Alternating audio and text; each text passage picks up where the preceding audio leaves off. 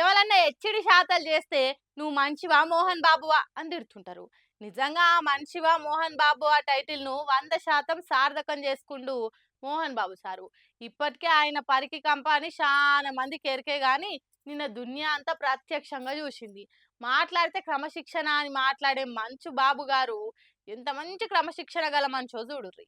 Mohan Babu sir మీద మొదటి నుంచి మస్తు తీర్ల టాకులు వినిపిస్తుండే. హీరోయిన్లను కొడతాడు, సిబ్బందులను టార్చర్ చేస్తాడు, ఎవ్వలతోని సక్కగా ఉండడు, పరికి గంపదలిగినట్టే అన్ని రకరకాలుగా అనుకుంటుండే. అవన్నీ రూమార్లు అని అనుకుంటుండే. కానీ ఇంటి పంచాది బజాట్లు వేసుకొని మమ్ములు ఎవ్వరు చూడొద్దు అన్నట్టున్నది ఆయన కథ. ఆయన కొడుకుల పంచాదిని నడి రోడ్డు మీద పెట్టింది మీరే. పోలీస్ స్టేషన్లకు పోయి ఫిర్యాదులు ఇచ్చుకొని రచ్చకెక్కింది మీరే. మీరెవరో ఉమ్మయ్య డక్కయ్య అయితే మందికి మీ ముచ్చట అవసరం లేకుండే. కానీ సినిమా హీరోలు కదా, మందిల పతారున్నోళ్ళు కాబట్టి మీ ఇంట్లో ఏమైంది సారు అని విలేకరులు బరాబర్ అడుగుతారు. ఇష్టం ఉంటే చెప్పాలి, లేదంటే నో కామెంట్ అని హుందాగా పక్కకు తప్పుకోవాలి. అంతేగాని అడిగినోళ్ళ మీద ఎగబడితే ఎట్లా? ఇదేనా నీ క్రమశిక్షణ? 80 ఏండ్లకు దగ్గరున్నావు, గింత ఓపిక లేకుంటే ఎట్లనయ్యా నీకు? అయ్యప్ప మాలేసుకున్నది కూడా చూడవా? ఒక రిపోర్టర్ మీద గా తీర్ల కొడితే ఆయనకేమన్నా అయితే ఏందన్నట్టు? ఇది మా ఇంటి ముచ్చట, మీరంతా ఇడికెళ్ళి వెళ్ళిపోండ్రి అని మర్యాదగా చెప్పేది ఉండే. ఏం చెప్పాలరా మీకు డాష్ గాల్లారా అని తిట్టుడేంది సారు? విద్యానికేతన్లా అక్రమాలు అవుతున్నాయట అని అడిగినందుకు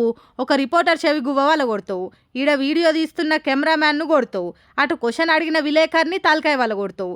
ఇదేం రౌడిజం సారు? పోలీసోళ్ళు ఏడా అరెస్ట్ చేస్తారని భయపడి పోయి దావఖాన్లో పేషెంట్ లెక్క జాయిన్ అయి దాక్కుంటావా? నువ్వు మంచివా మోహన్ బాబువా అని దుమ్మెత్తి పోస్తుండ్రు మోహన్ బాబు ఎవరని చూస్తున్నా నెటిజన్లు. కల్తీ కల్తీ కల్తీ, జగమంతా కల్తీమయం, ఈ జగమంతా కల్తీమయం అన్నట్టే ఉందిగా మోక చూస్తుంటే. అరే ఇటుక పొడితోని కారం పొడి, జంతువుల కొవ్వుతోని వంట నూనె, ఏది చూసినా కల్తే కల్తీ, ఏది తిందామన్నా కల్తీ. కానీ కల్తీ చేసినోడు ఎన్నడో పారి దొంగ దొరకకపోతాడా? కానీ ఈ మూతవారి మాత్రం 20 ఏండ్లకు దొరికిండు, అది కూడా పాలను కల్తీ చేసి.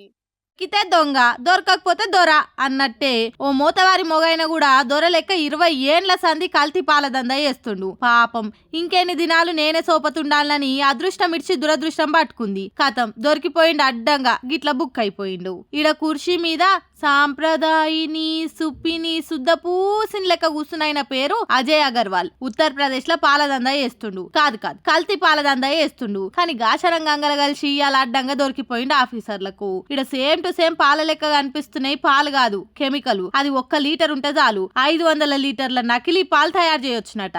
ఇది ఇప్పుడు కాదు 20 ఏండ్ల సంధి ఇదే కథ నడిపిస్తుండట ఈ జిడుతుగాడు. ఎందుకో మరి ఆఫీసర్లకు అనుమానం వచ్చి చెకింగ్ చేస్తే అస్సలు కథ బయటపడ్డది. బర్లను మేపి అవిటికి దాన పెట్టి సాది పొదుగాల పొదిమికి కాలు చేతులు నొయ్యంగా పాలు విండి అమ్ముడు చాలా కష్టమైన పని కదా. అందుకే గిట్లా అల్కగా అయ్యేటట్టు పాల మందుతోని పాలు తయారు చేస్తుర్రు. ఇక చూసినోళ్ళంతా ఓ నీ నోట్ల మన్నుపోయా, సంటి పోరలు ముసలోళ్ళు తాగుతారు కదరా పాలు, అలా పానాలు ఏం కావాలి, ఇన్ని దినాలు ఆ పాలు తాగినోళ్ళ పరిస్థితి ఏంది అనుకుంటా గర్రు గుర్రం అంటుర్రు. ఇది తెలిసి ఇప్పుడు పాలదంద చేయాలంటే జర ఎక్కువ పనోళ్ళు ఉండాలి, బర్లకు శాత చేయాలి, అవన్నీ కావాలంటే ఖర్చు ఎక్కువ లాభం తక్కువ కదా. ఇదనుకో ఒక్క కెమికల్ ఉంటే చాలు, ఇంట్లోనే కూర్చొని ఎవరైనా చేయొచ్చు. అందుకే ఈ పద్ధతి ఫాలో అయినట్టుండు మనోడు అని కారెడ్డాలు ఆడుతుర్రు ఇంకొంతమంది.